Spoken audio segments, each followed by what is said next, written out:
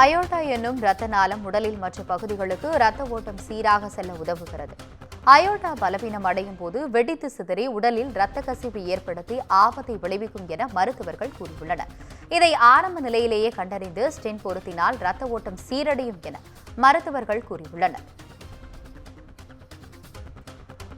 தற்போதைய அண்மை செய்தியாக ரஜினிகாந்தின் இரத்த நாளத்தில் பொருத்தப்பட்டுள்ள ஸ்டென்ட் இரத்த ஓட்டம் சீரடைய பொருத்தப்பட்டுள்ளதாக மருத்துவர்கள் தகவல் தெரிவித்துள்ளனர்.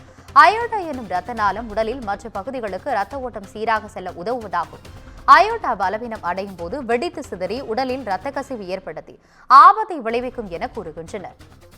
இதுகுறித்த கூடுதல் விவரங்களுடன் இணைகிறார் எமது தலைமை செய்தியாளர் சிவா. வணக்கம் சிவா, உங்களுடைய கூடுதல் விவரங்களை சொல்லுங்க.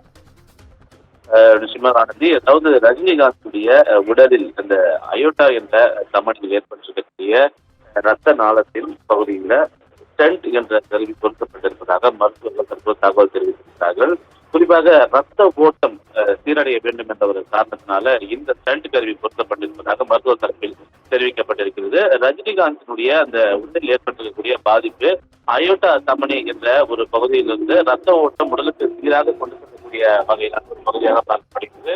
அந்த தமனையில் ஏற்படக்கூடிய வீக்கம் நாளடைவில் விரிவடைந்தால் வெடித்து சிதறக்கூடிய ஒரு வாய்ப்பு இருக்கிறது என்ற ஒரு காரணத்தினாலும் அதனை முன்கூட்டியே கண்டுபிடித்தால் அது சரி செய்யக்கூடிய ஒரு வகையிலான ஒரு முயற்சிகள் தான் இந்த அபிவிருத்தி இல்லாத ஒரு முறை. அந்த முறையை பயன்படுத்தி நடிகர் ரஜினிகாந்திற்கு நேற்று மருத்துவர்கள் தங்களுடைய சிகிச்சையை மேற்கொண்டிருந்தனர். இந்த சிகிச்சையை பொறுத்தவரை ரஜினியுடைய ரத்த நாளத்தில் என்ற ஒரு கருவி பொருத்தப்பட்டிருப்பது மருத்துவ தரப்பிற்கு தெரிவிக்கப்பட்டிருக்கின்றது. இந்த ஆரம்ப நிலையிலே கண்டறிந்துவிட்டால் எந்தவித பாதிப்பும் இல்லை என்பதை மருத்துவர்கள் தெரிவித்திருந்தார்கள். அந்த அடிப்படையிலேயே இந்த ரஜினியுடைய ரத்த நாளத்தில் பொருத்தப்பட்டு தற்போது அமைப்பிலான இருக்கிறார் என்பதை மருத்துவ தரப்பில் தகவலாக தெரிவிக்கப்பட்டிருக்கிறது.